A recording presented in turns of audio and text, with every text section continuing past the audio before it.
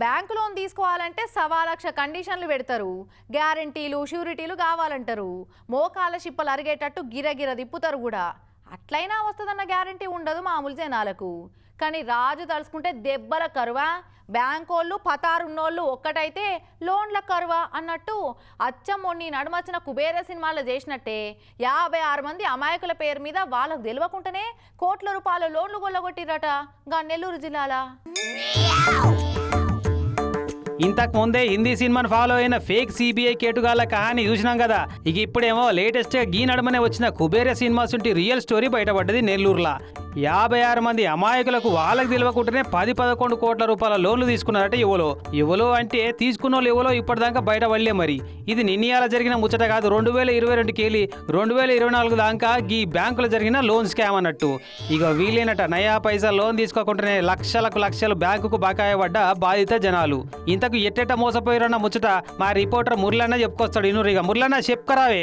అంటే లేటెస్ట్గా విడుదలైనటువంటి కుబేరా సినిమాలో జరిగినటువంటి ఆ స్కామ్ ఏదైతే ఉందో అదే తరహాలో నెల్లూరులో కూడా ఇప్పుడు జరిగింది. కాకపోతే అక్కడ కోట్లాది రూపాయలు కార్పొరేట్ల నుంచి రాజకీయ నాయకులకు ముడుపులుగా చెల్లించేందుకు కొంతమంది అనాథలుగా ఉన్నటువంటి భిక్షగాళ్లను అక్కడ ఎంచుకొని ఈ స్కామ్ అనేది పాల్పడితే ఇక్కడ రుణాల పేరుతో బ్యాంకు నుంచి భారీగా కోట్లాది రూపాయల రుణాలు, అసలు వాళ్ళకి రుణాలు తీసుకున్నటువంటి విషయం కూడా తెలియదు, బ్యాంకు నుంచి నోటీసులు వచ్చే వరకు.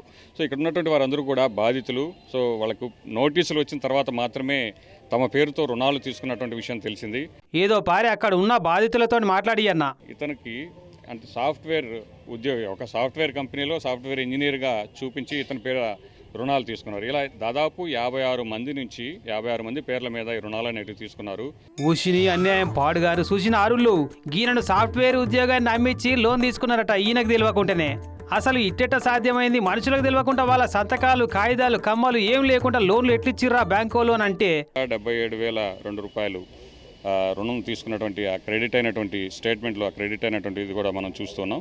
అయితే మళ్ళీ వీళ్ళు డౌట్ రాకుండా 2-3 నెలల పాటు ఈఎంఐ కూడా వీళ్ళే చెల్లిస్తారు. ఈ 56 మందికి బ్యాంక్ లోన్లు ఇప్పిస్తామని నమ్మించి వాళ్ళ ఆధార్ కార్డులు, పాన్ కార్డులు తీసుకొని కాగితాల మీద సంతకాలు పెట్టించుకొని అకౌంట్లు తెరిపించి ఇక వాళ్ళ అకౌంట్లలో శాలరీ పడుతున్నట్టు 6 నెలల పాటు పైసలు వేసిరట.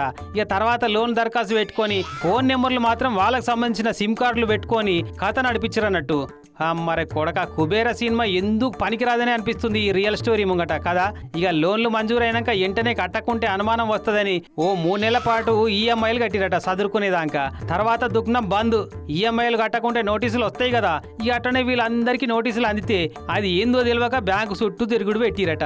మరి ఆ దయగల్ల బ్యాంకు వాళ్ళు ఏమన్నారట అయ్యా అంటే, బ్యాంక్ ఓడికి పోతే మాకు తెలియదు, మీ పేరుతో లోన్ శాంక్షన్ అయింది, మీరే తీసుకున్నట్టు, మీరు లోన్ శాంక్షన్ అయింది, మీరు కట్టమంటాడు.